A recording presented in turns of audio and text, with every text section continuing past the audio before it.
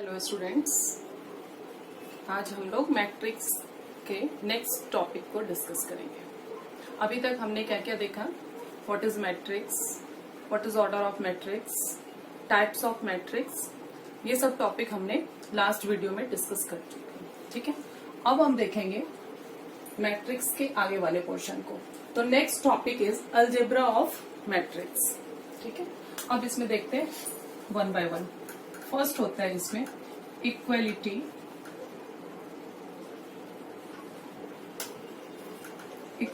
Of matrix. Equality name से ही clear है, equal होना चाहिए। ठीक है, टू मैट्रिक्स गिवन हो, सपोज मैट्रिक्स ए कुछ गिवन है और मैट्रिक्स बी गिवन है, तो दोनों का ही जो ऑर्डर होगा वो ऑर्डर इक्वल होना चाहिए। सपोज मैं एक एग्जांपल से बता रही हूँ, x 5 2 y। ठीक है, let's say A is equal matrix A is equal to this x 5 2 y।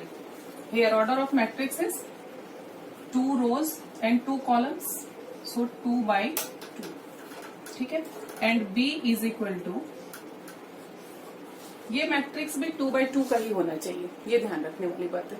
सबसे इंपॉर्टेंट बात ये है इक्वलिटी ऑफ मैट्रिक्स में कि जो भी दो मैट्रिक्स गिवन है दोनों का ऑर्डर सेम होना चाहिए।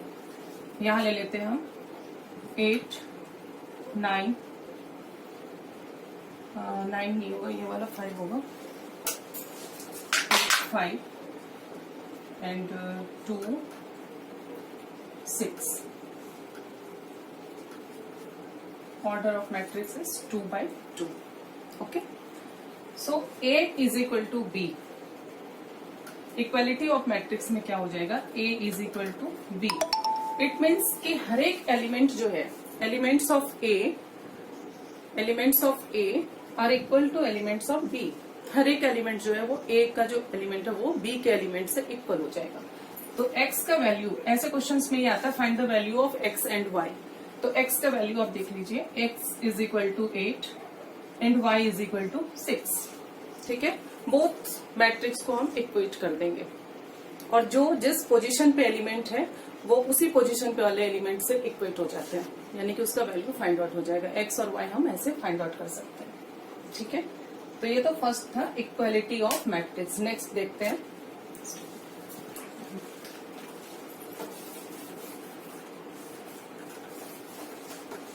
नेक्स्ट टॉपिक है addition and subtraction of matrix. ठीक है, addition and subtraction of matrix. जब भी टू मैट्रिक्स को ऐड करते हैं या सब्ट्रैक्ट करते हैं तो वो कैसे किया जाएगा? इसमें भी सेम थिंग माइंड में रखना है कि बोथ मैट्रिक्स का जो ऑर्डर होगा वो सेम होना चाहिए।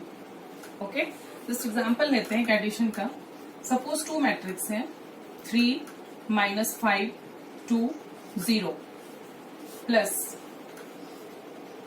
2 2 4 1। अब इन दो मैट्रिक्स को कैसे प्लस करेंगे? 3 + 2 5, मैं लिख के ही बता देती हूँ, एक्सप्लेन कर देती हूँ ठीक से। 3 + 2, फर्स्ट एलिमेंट जो होगा वो इसके फर्स्ट एलिमेंट और इसके फर्स्ट एलिमेंट दोनों को प्लस करेंगे। 3 + 2, नाउ -5 + 2 2 + 4 0 + 1। 3 + 2 5, -5 + 2 -3, 2 + 4 6, 0 + 1 1। ठीक है, ऑर्डर क्या हो जाएगा? 2 by 2। ठीक है, तो जब भी टू मैट्रिसेस को जब प्लस करते हैं ऑर्डर सेम होना चाहिए और जिस पोजीशन पे जो एलिमेंट है उनको उन्हीं के साथ कंबाइन करना है। ठीक है, ऐड करना है। सब्ट्रैक्शन का भी एग्जांपल बता देती हूँ मैं। 5 4 3 2 -0 1 -2 5। अब इसको देखते सब्ट्रैक्ट कैसे करेंगे।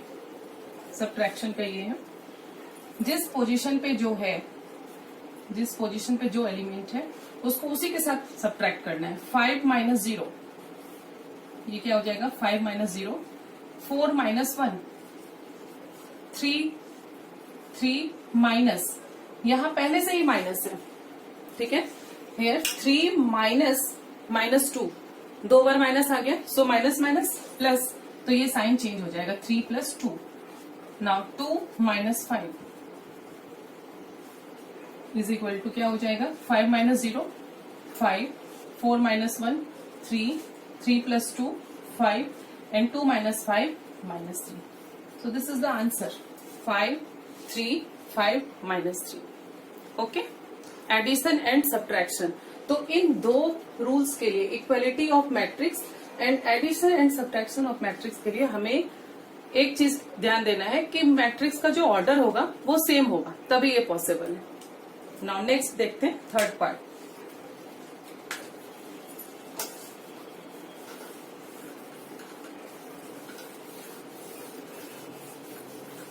आप लोग साथ में नोट डाउन करते रहिए। Now third part is scalar multiplication of matrix. Scalar क्या होता है? सबसे पहले हम स्केलर देख लेते हैं क्या होता है। स्केलर किसी भी डिजिट को बोलते हैं। के ले लेते हैं, वैसे कांस्टेंट टर्म है के, उसका वैल्यू कुछ भी हो सकता है, वट एवर 1, 2, 3, 4, कोई भी डिजिट ले लेते हैं।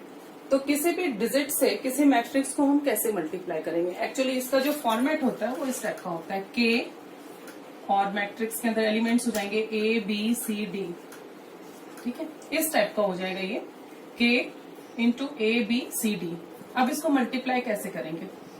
तो मल्टीप्लाई होके हो जाएगा, एवरी एलिमेंट को के से मल्टीप्लाई करना है, तो मैट्रिक्स हो जाएगा के ए, के इंटू बी के बी, के इंटू सी के सी, के इंटू डी।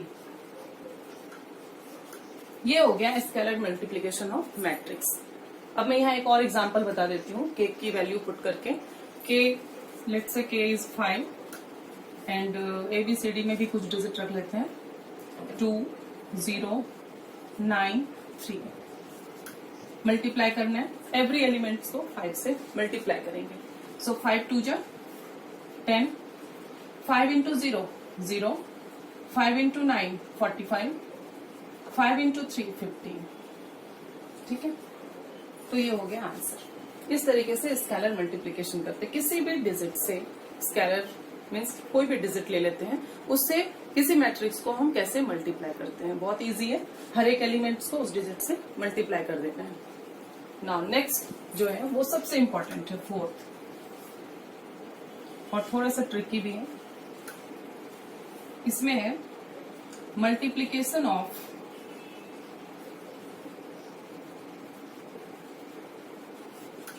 To matrices. सबसे डिफरेंट है ये topic, multiplication of to matrices. जब टू मैट्रिक्स गिवन हो तो उनको आपस में मल्टीप्लाई कैसे करेंगे। यहाँ तो स्केलर था तो बहुत इजी था, एवरी एलिमेंट्स को मल्टीप्लाई कर दिया हमने, बट टू मैट्रिसेस हो जब एक साथ, तो हम कैसे मल्टीप्लाई करेंगे वो देखते हैं। इसमें एक दो चीज का ध्यान रखना बहुत जरूरी है इस वाले टॉपिक के लिए। सबसे फर्स्ट चीज क्या होता है, सपोज टू मैट्रिक्स गिवन है, मैं पहले एग्जांपल से ही बता देती हूँ। A इज इक्वल टू 1 2 3 4, ठीक है, and B is equal to 3 4 5 6, ठीक है। यहां पर सबसे पहली बात क्या है कि number of columns of matrix A, number of columns of matrix A या फर्स्ट मैट्रिक्स, जैसे हमें फाइंड करना है A क्रॉस B, ठीक है, हमें फाइंड करना है A इंटू B। तो नंबर ऑफ कॉलम्स, कितने कॉलम्स है इसमें? 2 कॉलम है। इसका जो ऑर्डर है वो क्या है? 2 रोज इंटू 2 कॉलम। यहां पर इसका भी ऑर्डर क्या है? 2 इंटू 2, ठीक है, 2 by 2 बोलते हैं। So number of columns of set A, तो इसका जो कॉलम है सेट ए का, कॉलम क्या है, 2 कॉलम्स है, और number of rows of set B, इसका जो रोज है वो क्या है, 2 रोज है। ये दोनों इक्वल होना चाहिए, सेट ए का कॉलम और सेट बी के रोज, ये दोनों जब इक्वल होंगे तभी मल्टीप्लीकेशन पॉसिबल है, otherwise multiplication does not exist. ठीक है। और एक चीज, जब हम छोटे क्लास से पढ़ते आ रहे हैं मल्टीप्लाई को, तो हमने क्या पढ़ा है, a into B is equal to B into A, है ना। एडिशन या मल्टीप्लीकेशन में हमने ये देखा है, a plus B is equal to B plus A, दोनों वैल्यू सेम होता है। ऐसे ही मल्टीप्लाई में क्या है, a into B is equal to B into A, दोनों ही वैल्यू सेम होते हैं। बट यहां आकर मैट्रिक्स में वो चीज नहीं होता, a into B is not is equal to B into A. ठीक है, a into B is not is equal to B into A. ठीक है, तो वो अभी प्रूफ करते कैसे होगा ये चीज। तो सबसे फर्स्ट थिंग क्या है कि फर्स्ट कॉलम का अगर हमें a इंटू बी गिवन है, तो फर्स्ट कॉलम यानी कि फर्स्ट मैट्रिक्स A, इसका जो कॉलम है वो, और सेकेंड मैट्रिक्स जो गिवन है B, उसका रो, ये दोनों ही इक्वल आ जाए तभी हम मल्टीप्लीकेशन कर सकते हैं। ठीक है, अगर B इंटू ए हो जाए, B इंटू ए, और इसका कॉलम B, क्योंकि B इंटू ए होने से क्या हो जाएगा, B फर्स्ट हो जाएगा, फर्स्ट मैट्रिक्स, एंड A जो है वो सेकेंड मैट्रिक्स हो जाएगा। तो B का कॉलम और A का रो वो इक्वल होना चाहिए। क्लियर। तो अब देखते हैं मल्टीप्लाई कैसे करेंगे।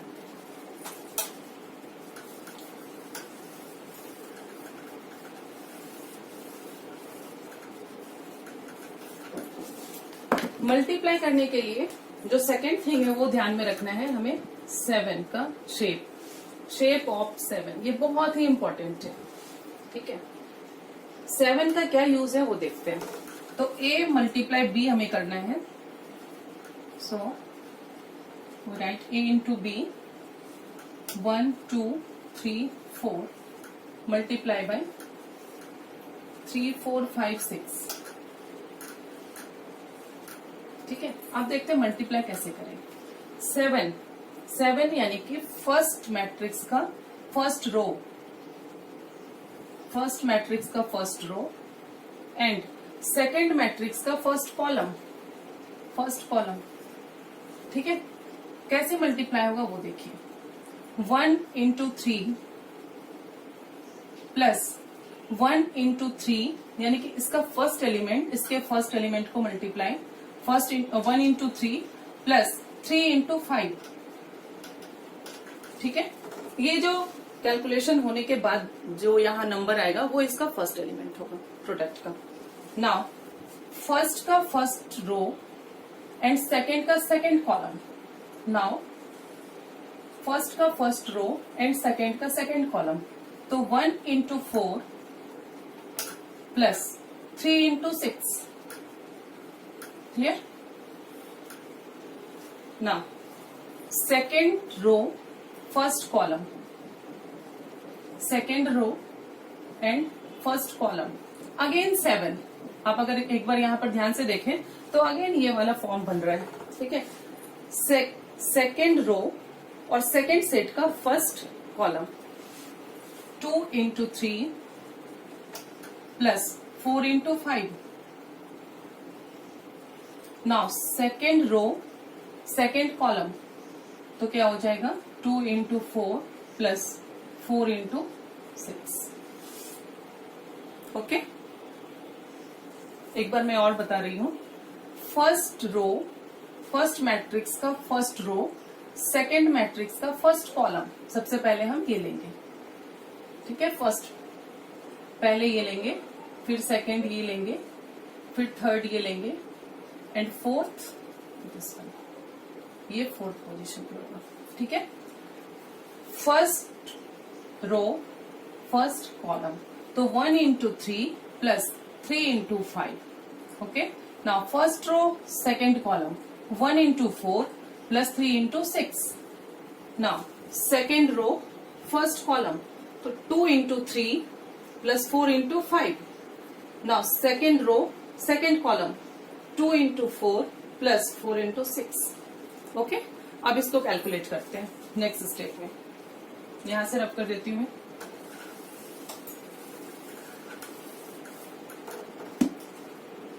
इज इक्वल टू 3 1 जा 3 प्लस 5 5 3 जा 15, 4 1 जा 4 प्लस 6 3 जा 18, 3 2 जा 6 प्लस 5 4 जा 20, 4 2 जा 8 प्लस 4 6 जा 24,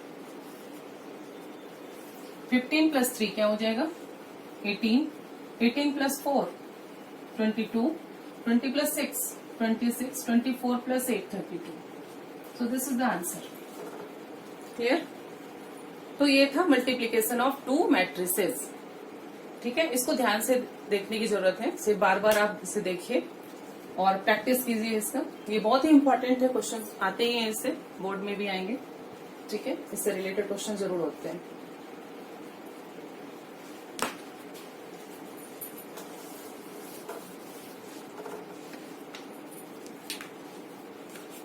So pause the video, note it down. अब नेक्स्ट टॉपिक देखते हैं.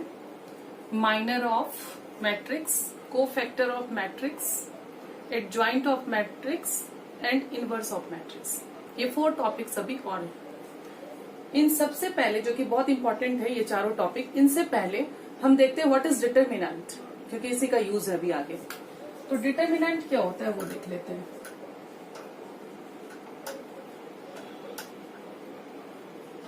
डिटर्मिनेंट किसी भी मैट्रिक्स को, और मैट्रिक्स स्क्वायर फॉर्म में ही होना चाहिए, मतलब स्क्वायर मैट्रिक्स ही होना चाहिए, कंपलसरी है. डिटर्मिनेंट हमेशा ये स्क्वायर मैट्रिक्स के फॉर्म में होता है. 2x2, 3x3, 4x4, 5x5. But आपको क्लास 12th में ओनली 2x2 एंड 3x3 को स्टडी करना है. उसके आगे अभी क्लास 12th में आपको जानने की जरूरत नहीं है. या तो 2x2 के फॉर्म में होगा या फिर 3x3 के फॉर्म में होगा स्क्वायर मैट्रिक्स. और इन्हीं दोनों का जो स्टडी वो हम डिटर्मिनेंट में करेंगे कि डिटर्मिनेंट क्या होता है. तो किसी भी मैट्रिक्स को, स्क्वायर मैट्रिक्स को, सपोज ऐसे 3 5 1 2, ठीक है, तो यहाँ पर ये ब्रैकेट फॉर्म में है. ओके, ये अरेंजमेंट है, एक रेक्टेंगुलर अरेंजमेंट जो मैंने फर्स्ट वीडियो में बताया कि व्हाट इज मैट्रिक्स. इसको जब भी हम पैरेलल 2 लाइंस के बीच में रखते हैं, इन्हीं एलिमेंट्स को 2 पैरेलल लाइंस के बीच में अरेंज करेंगे, 3 5 1 2, तो ये हो गया डिटर्मिनेंट. ठीक है, सपोज ये मैट्रिक्स ए गिवन है, ए इज इक्वल टू दिस. तो डिटर्मिनेंट के फॉर्म में लिखने के लिए हम लिखते हैं डिटर्मिनेंट ए, इसको रीड करते हैं, determinant A is equal to 3 5 1 2. Okay, और अब इसे सॉल्व करेंगे, क्योंकि अभी तक हमने क्या देखा है, मैट्रिक्स का जो सॉल्व करके वैल्यू आया है वो अभी तक सॉल्विंग हमने नहीं देखा. उसका टाइप्स देखा है, उसका एडिशन देखा, सब्ट्रैक्शन देखा, मल्टीप्लीकेशन देखा और इक्वलिटी देखा. हमने उसके हर एक टर्म्स पे स्टडी की है. बट अभी तक इस मैट्रिक्स को सॉल्व करके इसका वैल्यू क्या आएगा वो हमने अभी तक नहीं देखा. तो उससे सॉल्व करने के लिए, कुछ तो इसको सॉल्व करके कुछ तो वैल्यू आएगा, तो इसे सॉल्व करने के लिए हमें डिटर्मिनेंट में जाना पड़ता है. डायरेक्ट मैट्रिक्स को सॉल्व नहीं करेंगे, इसे सॉल्व करना है डिटर्मिनेंट के थ्रू. तो अब देखते हैं इसको सॉल्व कैसे करेंगे. सो 3 5 1 2, तो ये जो डायगोनल एलिमेंट है, ठीक है, इसको बोलते हैं प्रिंसिपल डायगोनल. प्रिंसिपल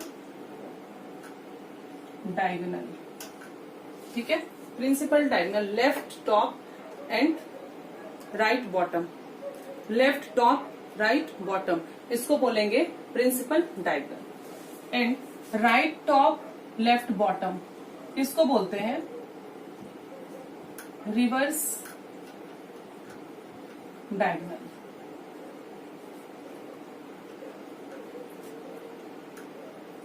डायगोनल, ठीक है.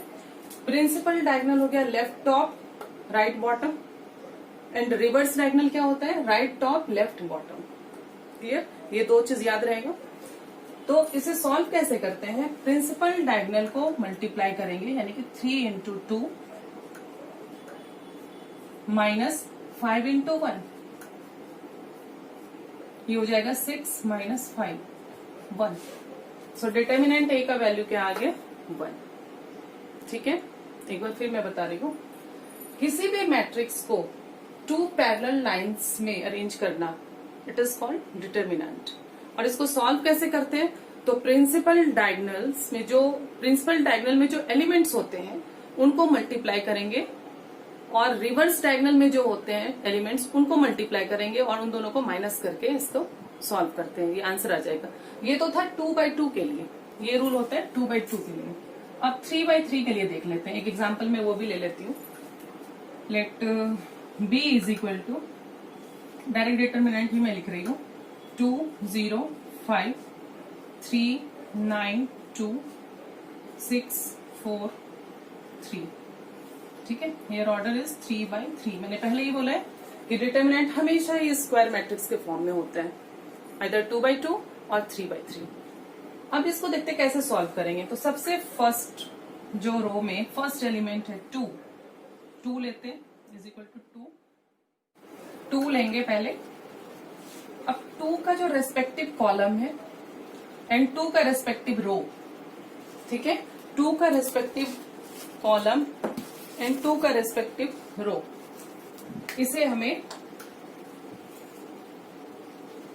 रिमूव करने हैं और जो बाकी के एलिमेंट बचेंगे यानी कि 9 2 4 3 यहां लिखना है, 9 2 4 3। क्लियर? नाउ ये तो 2 था फर्स्ट एलिमेंट। सेकेंड 0, ये ऐसा भी नहीं है कि हम रो के डिजिट्स लेंगे, कॉलम के भी डिजिट ले सकते हैं, सेम रूल फॉलो होगा वहां भी। अगर हम कॉलम वाइज लेते हैं तो भी सेम रूल फॉलो होगा। फर्स्ट कॉलम में 2, नेक्स्ट -3 लेंगे, अगर यहां ले रहे तो ये इधर वाला लेंगे। तो सेकेंड जब भी लेंगे तो माइनस लेते हैं, साइन चेंज हो जाएगा यहां पर, -0 सेकेंड कॉलम जो इसका रेस्पेक्टिव कॉलम है वो, और ये row first row second column, इसे यहां रिमूव कर देंगे तो क्या बचेगा 3 6 2 3, 3 6 2 3। Okay, now 5 +5 plus minus plus +2 -0 +5। 5 लेने के बाद क्या करेंगे, ये वाला column third column and first row, तो क्या बच गया 3 9 6 4, 3 9 6 4। क्लियर? ये समझ में आया किस तरह से अरेंज करेंगे ये वाला स्टेप? एक बार मैं और एक्सप्लेन करती हूँ। या तो हम रो वाइज चलेंगे या फिर कॉलम वाइज। तो मोस्टली बच्चे रो वाइज ही चलते हैं, वो इजी होता है थोड़ा। तो 2 लेंगे, 2 लेने से क्या होगा कि रेस्पेक्टिव कॉलम और रेस्पेक्टिव रो इन दोनों को छोड़ के जितने भी एलिमेंट्स बच गए उनको हम डिटर्मिनेंट फॉर्म में लिखेंगे, यानी कि 9 2 4 3। नाउ सेकेंड लेंगे यहां से एलिमेंट तो -0, अगर हम कॉलम वाइज चल रहे हैं तो 3 लेने से -3 हो जाएगा यहाँ पर। ठीक है, सेकेंड जब भी एलिमेंट लेंगे तो यहाँ पर साइन माइनस हो जाएगा, सो -0। अब सेकेंड कॉलम और फर्स्ट रो, ठीक है, इनको छोड़ के बाकी जो एलिमेंट्स बच गए 3 2 6 3, यहां ध्यान से देखना होता है, 3 2 6 3, 3 2 6 3। नाउ लास्ट 5 +5, ठीक है, प्लस माइनस प्लस तो +5। अब third column and first row, इनको छोड़ के बाकी जितने भी एलिमेंट्स रह गए तो 3 9 6 4, 3 9 6 4 हमने लिख दिया डिटर्मिनेंट फॉर्म में।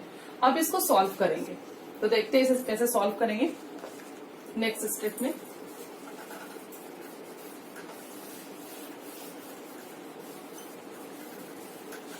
Is equal to 2। अब पहले वाले क्वेश्चन में आपने देखा होगा स्क्वायर डिटर्मिनेंट में क्या करते हैं, स्क्वायर मैट्रिक्स का जो डिटर्मिनेंट होता है उसमें प्रिंसिपल डायगोनल को मल्टीप्लाई, तो 9 × 3 क्या हो जाएगा, 2 बाहर रहेगा, अंदर ब्रैकेट यूज करेंगे, 9 × 3 27 minus 4 × 2 8 -0 again principal diagonal, 3 3 = 9 minus 2 × 6 12। पहले प्रिंसिपल डायगोनल को मल्टीप्लाई करेंगे एलिमेंट्स को, फिर माइनस जो रिवर्स डायगोनल है उनके एलिमेंट्स को मल्टीप्लाई करके लिखना है। +5 3 4 = 12 माइनस 6 9 = 54। सॉल्व करते हैं, 2 × 27 माइनस 8 90 माइनस 0 × ये तो पूरा 0 ही हो जाएगा, 0 को किसी भी एलिमेंट से मल्टीप्लाई करें किसी भी नंबर से तो वो क्या हो जाता है प्रोडक्ट 0, तो ये पूरे टर्म को ही 0 कर देती हूँ मैं। +5 × 12 माइनस 54 क्या हो जाएगा यहाँ पर, 4 - 2 2 5 - 1 4 माइनस हो जाएगा। ठीक है। नाउ 19 टू जा 38, ये वाला टर्म ही हट गया, प्लस माइनस माइनस 42 5 जा 5 टू जा 10 5 4 जा 20 21। नाउ 38 माइनस 210 क्या हो जाएगा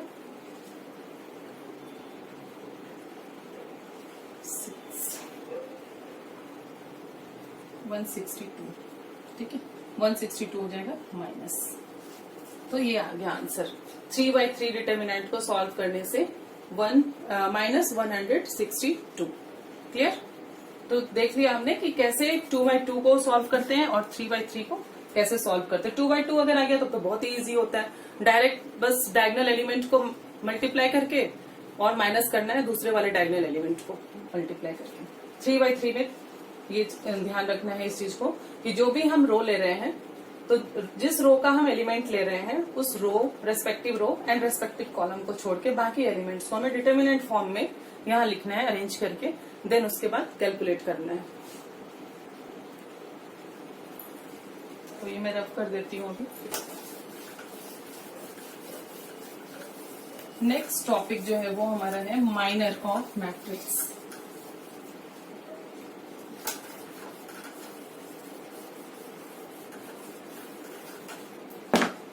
next topic minor of matrix. अगर ये समझ में आ गया माइनर ऑफ मैट्रिक्स, ये इंपॉर्टेंट होता है, ये समझ में आ जाने से नेक्स्ट जो है वो बहुत इजी हो जाएगा। कोफैक्टर बहुत इजी हो जाएगा, फिर उसके बाद एडजॉइंट ऑफ मैट्रिक्स है, देन इनवर्स ऑफ मैट्रिक्स है। ठीक है, वो चारों ही चीज बहुत ही अच्छे से समझ में आएगा। सबसे इंपॉर्टेंट ये है माइनर ऑफ मैट्रिक्स। तो देखते हैं कैसे निकालना है। अगर 2/2 का गिवन हो मैट्रिक्स तो बहुत इजी है। सपोज 2 5 3 4, ठीक है, ये इजी, ये गिवन है मैट्रिक्स जिसका ऑर्डर क्या है 2 रोज एंड 2 कॉलम, ठीक है, 2/2। तो अब देखते हैं माइनर ऑफ मैट्रिक्स ए कैसे फाइंड करेंगे। Minor of A is equal to principal diagonal जो है वो क्या हो जाता है, इंटरचेंज हो जाएगा। 2 का जो माइनर है, 2 का माइनर 4 हो जाएगा 4, एंड 4 का जो माइनर है वो हो जाएगा 2। यानी कि जिस पोजीशन पे 2 है वहां 4 आ जाएगा और 4 के जगह ये 2 आ जाएगा। तो सबसे पहले प्रिंसिपल डायगोनल को चेंज कर देते हैं। 2 के जगह 4 आ गया एंड 4 के जगह आ जाएगा 2, ठीक है। नाउ जो रिवर्स डायगोनल है, अब इसको भी अपोजिट करेंगे। तो ये जो 5 है ये चला गया ऊपर और 3 जो है वो इधर आ जाएगा। तो 5 यहां हो गया और 3 ये हो गया, ठीक है। ये हो गया माइनर ऑफ ए। क्लियर। अब इसके बाद कोफैक्टर क्या होता है वो मैं बता रही हूँ। कोफैक्टर जब निकालेंगे, क्योंकि कोफैक्टर निकालने के लिए माइनर निकालना बहुत जरूरी है, तभी कोफैक्टर हम निकाल सकते हैं, इसलिए मैं इसके साथ में ही कोफैक्टर बता रही हूँ। फिर 3/3 का मैं माइनर भी बताऊंगी और कोफैक्टर भी बताऊंगी, ताकि बिल्कुल अच्छे से क्लियर हो जाएगा कि 2/2 में कैसे निकालेंगे और 3/3 में कैसे निकालेंगे। मैं दोनों के ही एक एक एग्जाम्पल देके बताती हूँ। तो अब इसमें कोफैक्टर ऑफ ए में क्या करना है, जो भी प्रिंसिपल डायगोनल है, प्रिंसिपल डायगोनल उसको एज इट इज लिखना है, उसे कुछ भी नहीं चेंज करना है। 4 2, क्लियर। और जो रिवर्स डायगोनल है उसके साइन चेंज करने हैं, क्लियर। डिजिट को कुछ नहीं करना है, बस उसका साइन चेंज करना है। तो ये हो जाएगा -5 और ये हो जाएगा -3। So cofactor of A is equal to 4 -5 -3 2, ठीक है। माइनर ऑफ ए, इसका जो प्रिंसिपल डायगोनल है 4 एंड 2 वो एज इट इज 4 2 रहेगा, और जो रिवर्स डायगोनल है 5 3 वो भी एज इट इज रहता है, बट साइन चेंज हो जाएगा। अगर यहाँ कोई माइनस होता तो इसमें पॉजिटिव हो जाएगा, बट इसमें दोनों ही टर्म पॉजिटिव है तो यहाँ दोनों ही टर्म क्या हो जाएगा, निगेटिव हो जाएगा। माइनस का साइन लगाना है, यही है कोफैक्टर ऑफ ए। अब देख लेते हैं 3/3 का कैसे निकालेंगे। Let B is equal to, example देख लेती हूँ बुक से, 104 3 5 -1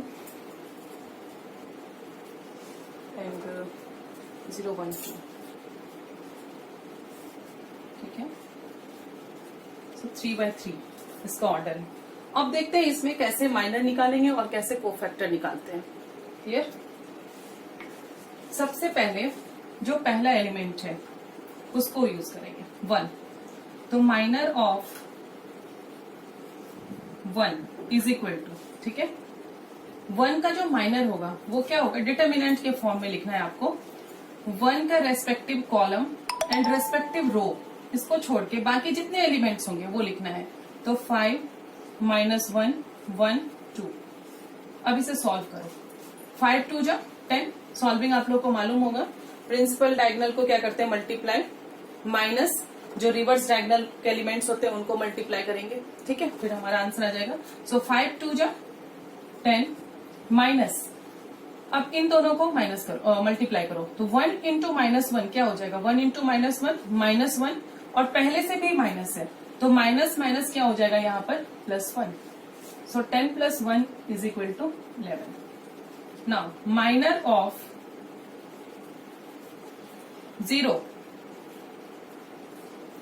0 वाले कॉलम एंड ये रो, इन दोनों को छोड़ के क्या क्या रह गया, 3 -1 0 एंड 2। सॉल्व करेंगे। 3 2 जा 6, -1 इंटू 0 0 ही होगा। सो 6 - 0 इज इक्वल टू 6। आ रहा है समझ में? नेक्स्ट,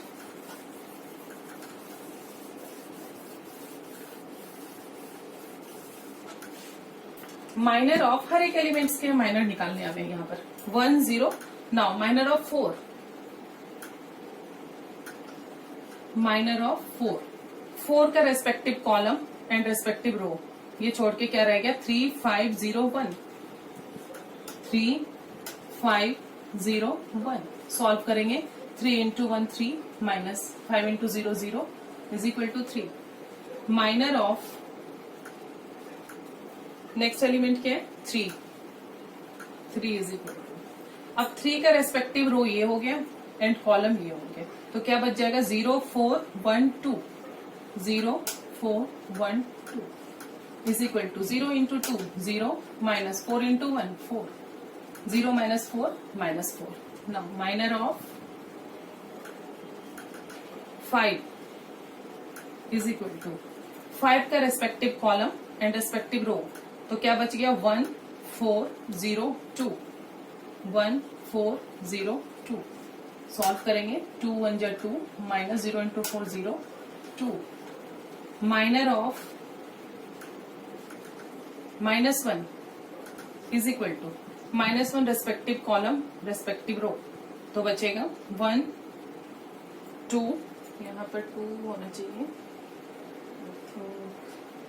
जस्ट अ मिनट, नहीं 0 था ये। माइनर ऑफ -1 ये ले रही हूँ ना, तो -1 का ये रो हो जाएगा और ये कॉलम हो जाएगा, तो 1 0 0 1। ओके, 1 0 0 1 ये हो जाएगा, 1 1 जा 1 -0 1। नाउ माइनर ऑफ 0, ये क्या हो जाएगा, रेस्पेक्टिव कॉलम रेस्पेक्टिव रो रेस्पेक्टिव कॉलम, तो 0 4 5 -1 0 4 5 -1 ये हो जाएगा, मल्टीप्लाई करने से 0 -5 4 जा 20, सो -20। ठीक है, तो ये तो हो गया यहाँ तक। अब माइनर ऑफ 1 बचा हुआ है, माइनर ऑफ 2। सो मैं यहाँ लिख देती हूँ,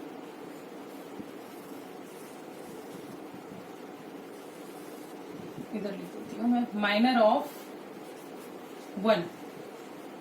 माइनर ऑफ 1 में रेस्पेक्टिव रो रेस्पेक्टिव कॉलम, तो 1 4 3 -1 1 4 3 -1 ये हो जाएगा, -1 इंटू 1 -1 -4 3 जा 12 -13। Now minor of last 2 is equal to respective row and respective column, तो बचेगा 1 0 3 5 1 0 3 5। सॉल्व करेंगे, 5 -0 इंटू 3 0 5। ठीक है, तो ये माइनर जो है हर एक एलिमेंट्स का हमने यहाँ कैलकुलेट कर लिया, जितने भी एलिमेंट्स है 3/3, तो यहाँ टोटल 9 एलिमेंट्स हो गए। 9 एलिमेंट्स का माइनर हमने फाइंड आउट कर लिया। अब इसे अरेंज कैसे करेंगे वो देखते हैं। अब इस मैट्रिक्स को भूल जाना है, ये जो पहले वाला मैट्रिक्स था अब हमें ये भूल जाना है। अब ये स्टार्टिंग से लिखूंगी मैं। अब जो हमारे पास माइनर वाला बनेगा, minor of a matrix is equal to, first में क्या था 11 6 3 -4 2 1 -20 एंड -13 एंड 5। ठीक है, अब हमारे पास न्यू जो मैट्रिक्स हमें अब देखना है वो ये देखना है जो माइनर में। तो माइनर निकालना तो अब आ गया होगा आप लोगों को ना। अब देखते हैं एडजॉइंट क्या होता है। So adjoint of matrix A is equal to, इसके लिए क्या करेंगे, जो प्रिंसिपल डायगोनल होता है, ठीक है, जो प्रिंसिपल डायगोनल ये जो एलिमेंट है एज इट इज लिखना है हमें। ठीक है, एज इट इज लिखेंगे 11 2 5, क्लियर। और जो रिवर्स डायगोनल होता है ये भी एज इट इज हमें लिखना है। तो हो जाएगा 3 2 एज इट इज है and -20। Okay, principal diagonal and reverse diagonal as it is minor वाला ही लिखेंगे यहाँ पर एडजॉइंट में 3/3 में। अब उसके बाद जो मिडिल टर्म है वो भी एज इट इज रहेगा 6, but sign change minus. And extreme terms, second row का एक्सट्रीम टर्म्स -4 1, डिजिट सेम रहेगा बट साइन चेंज। तो यहाँ पर -4 है, नेगेटिव टर्म है ये -4, तो इसमें क्या हो जाएगा +4, डिजिट वही रहेगा, साइन चेंज हो जाएगा। ये 1 +1 है तो ये हो जाएगा -1, और यहाँ फिर मिडिल टर्म -13, तो ये क्या हो जाएगा 13। सो दिस इज द आंसर। आया समझ में? एक बार और बताती हूँ मैं। माइनर निकालने के बाद माइनर ऑफ मैट्रिक्स हमने अरेंज कर लिया यहाँ पर, जो भी कैलकुलेशन में आया है कैलकुलेट करके। अब उसके बाद एडजॉइंट ऑफ ए निकालेंगे। एडजॉइंट ऑफ ए में क्या करना है, principal diagonal as it is इसमें भी एडजॉइंट में भी लिखेंगे। रिवर्स डायगोनल वो भी एज इट इज ऐसे लिखना है इसमें। ठीक है, जैसे गिवन है बस उसी पोजीशन पे उसे लिखेंगे रिवर्स डायगोनल डिजिट को। और बाकी जो डिजिट्स बच गए यानी कि 2 मिडिल टर्म बचता है एंड 2 एक्सट्रीम। ठीक है, तो उन डिजिट्स को एज इट इज लिखना है बट साइन चेंज करके। अगर प्लस में है माइनर में तो एडजॉइंट में माइनस हो जाएगा, और अगर माइनस में है माइनर में तो एडजॉइंट में प्लस में हो जाएगा। ठीक है, तो इस तरीके से हम minor of matrix and adjoint of matrix निकालते हैं। ओके, तो अभी आप लोग इसे नोट डाउन कर लीजिए, उसके बाद फिर नेक्स्ट टॉपिक देखते हैं।